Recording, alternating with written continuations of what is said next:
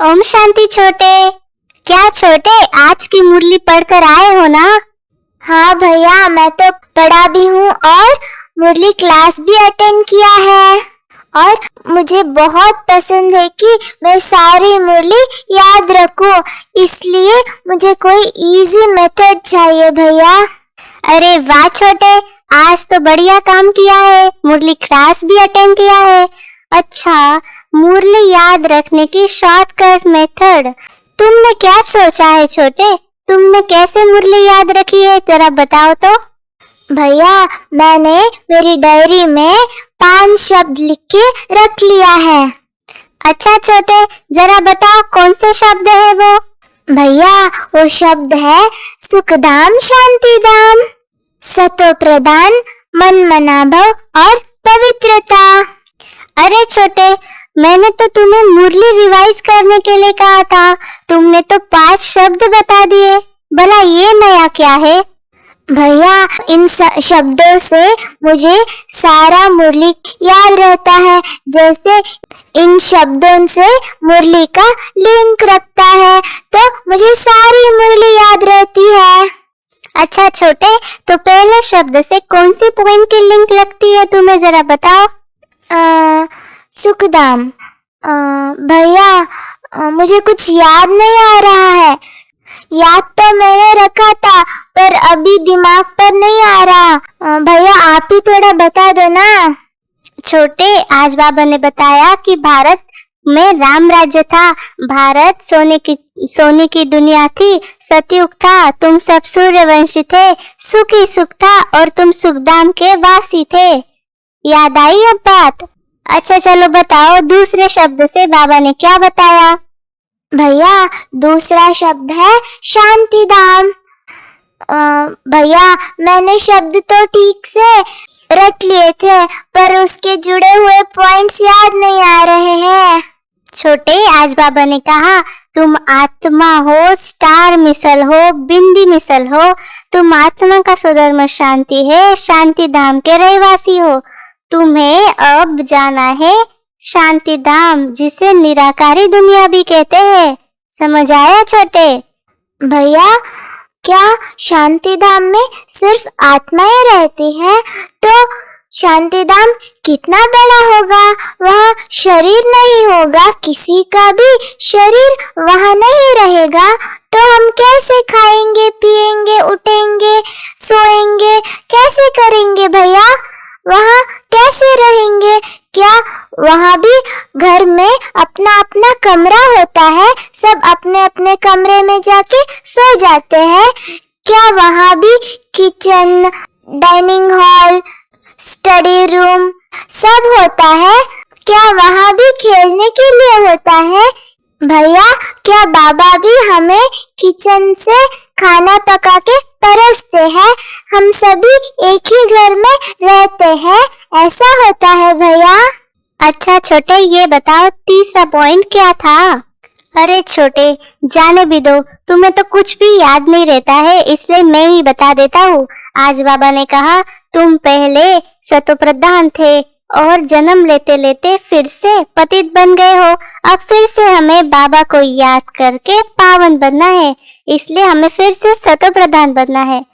बाबा ने ये भी बोला कि हम सतोप्रधान थे, फिर धीरे धीरे हम सब में खाद बढ़ती गई और हम पतित बन गए। अभी बाबा को याद करके हमें अपने आत्मा में जो खाद चढ़ी है उसे निकालना है, उतारना है। समझे छोटे? भैया, क्या पहले पहले हम सतो प्रधान थे? क्या हम शांति धाम में सतो प्रधान थे या सतयुग में सतो प्रधान थे? जैसे हम शांति धाम से नीचे उतरते हैं तो घर से नहा के सब क्लीन करके हाथ मुंह सब धो के फ्रेश बाहर निकलते हैं, ऐसे हम शांति धाम से फ्रेश बाहर निकलते हैं। फिर हम सतयुग में आते हैं, जन्म लेते लेते हम में खाद पड़ जाती है। भैया, खाद तो मेटल में रहती है, गोल्ड जब प्योर होता है उस पर खाद मिलाया जाता है कोई जेवर बनाने के लिए। क्या हम कोई मेटल तोड़ी है कि हम पर खाद पड़ जाए, हम तो आत्माएं हैं ना, आत्माओं पर कैसे खाद पड़ सकती है? खाद का मतलब क्या है भैया?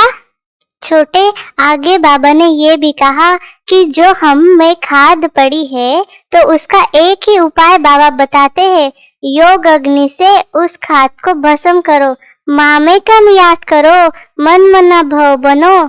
ये अंतिम जन्म है, हमें खाते पीते चलते फिरते माँ में कम याद करो तो सब आत्माओं को पावनता में लेके जाएगा बाबा। और हम सभी आत्माओं का माशूक है बाबा, हम सभी आशिक है। तो बाबा ने कहा मैं तुम्हारा माशूक हो, तुम सभी मेरे आशिक हो। भैया, क्या योग लगाने से अग्नि जलती है? तो हम कभी ठंडी के सर्दी के दिन होते हैं तो पावरफुल योग लगाकर सामने अग्नि जला सकते हैं। मैं तो ऐसा ही करूँगा भैया। जब भी मुझे बहुत सर्दी या जुकाम होता है तो मैं योग की अग्नि सामने जला लेता हूँ, तो उससे मैं गर्मी की महसूस कर सकता हूँ। और भैया, आपने क्या कहा? भैया, तो जंगल में आग लगती है तो क्या वहाँ कोई बैठकर ऋषि मुनि कोई योग करता रहता है तभी अग्नि जलती है? भैया, आपने कहा बाबा हमारा माशूक है और हम बाबा के आशिक है, तो बाबा कभी हमारा आशिक नहीं बन सकता, ऐसा क्यों है भैया? छोटे, आज बाबा ने ये भी कहा जो तुम्हारा 5वां वर्ड था, पवित्रता, प्योरिटी। बाबा ने कहा 5000 वर्ष पहले प्योरिटी थी, पीस थी, प्रॉस्पेरिटी भी थी। बाप बच्चों को याद दिलाते हैं मुख्य है प्योरिटी, इसलिए कहते हैं विशेष को वाइसलेस बनाने के लिए आओ। समझ में आया पवित्रता की कितनी वैल्यू है? बाबा ने कहा सबसे मुख्य प्योरिटी ही है।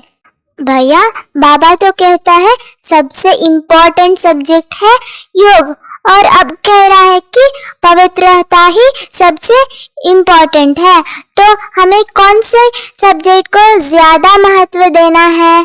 भैया, पवित्रता माना स्वच्छता। तो अभी देखो भैया, कोरोना चल रहा है ना, तो सभी लोग एक दिन को बार बार 5-10 बार हाथ धोते हैं, मुंह धोते हैं, नहाते हैं, सैनिटाइज करते हैं, सब क्लीन रखते हैं आसपास को, बाहर भी नहीं जाते हैं, सब्जियों को भी धो के सैनिटाइज करके यूज करते हैं। तो सारी दुनिया पवित्र बनती जा रही है ना। तो भैया, बाबा पतित पावन है, तो शायद कोरोना भी बाबा को हेल्प कर रही है सारी दुनिया को पतित से पावन बनाने के लिए। तो क्या भैया, कोरोना में फायदा है या नुकसान? मुझे तो बहुत फायदा नजर आ रहा है। स्कूल नहीं, एग्जाम नहीं, टेस्ट नहीं, सब ऑनलाइन घर पे बैठ के सब कुछ करो। भैया, सभी कहते थे कि भगवान के लिए हमारे पास टाइम नहीं है, मेडिटेशन सीखने के लिए, 7 रोज की कोर्स करने के लिए हमारे पास टाइम ही नहीं है, सब व्यस्त थे। और अभी देखो सब घर पर ही बैठे हैं, अभी समय ही समय है। छोटे, आपके जो 5 वर्ड्स थे वो तो उससे रिलेटेड लिंक तो हमने ले ली, लेकिन और भी कुछ कुछ बातें बाबा ने कही है। आज बाबा ने बड़ा मजेदार बात कहा।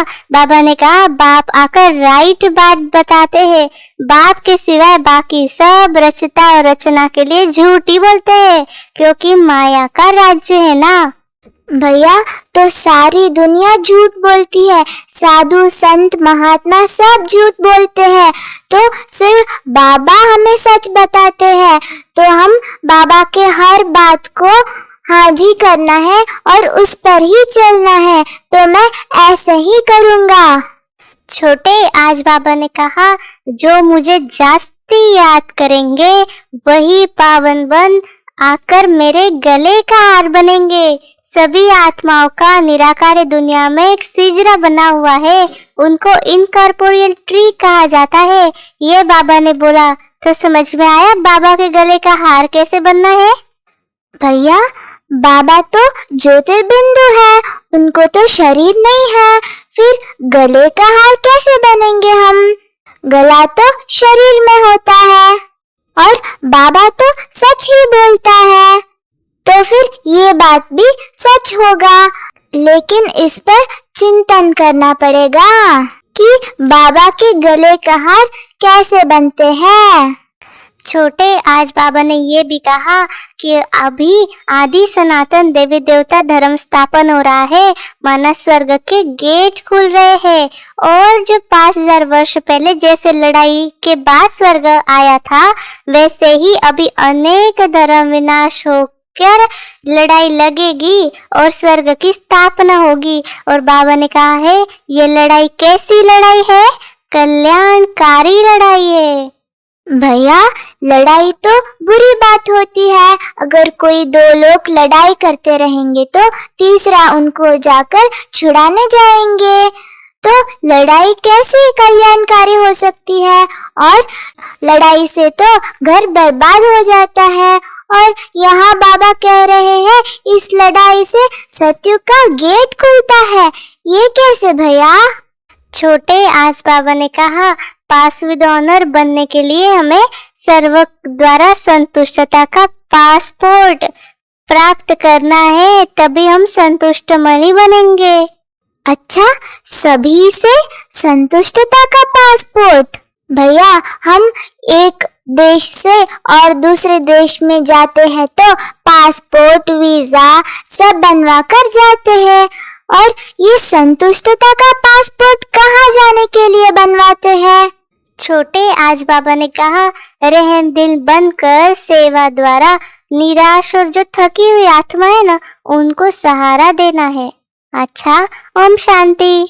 अच्छा, हमें रहम दिल बनना है, तो हमें जो सताते हैं, हमें जो तकलीफ देते हैं, उन पर भी रहम करना होगा। पहले तो रहम करने के लिए माफ करना होगा। तो और कौन सी बातें हमारे अंदर धारण करना चाहिए जिससे हम उन पर रहम कर सके? आप भी जरूर इस बात पर सोचना, और मैं भी सोचता हूँ, और कमेंट्स बॉक्स में लिखना। अगर आपको इस कॉन्वर्सेशन अच्छा लगा है तो लाइक, शेयर, सब्सक्राइब और कमेंट बॉक्स में अपनी आंसर देना मत भूलिएगा। ओम शांति।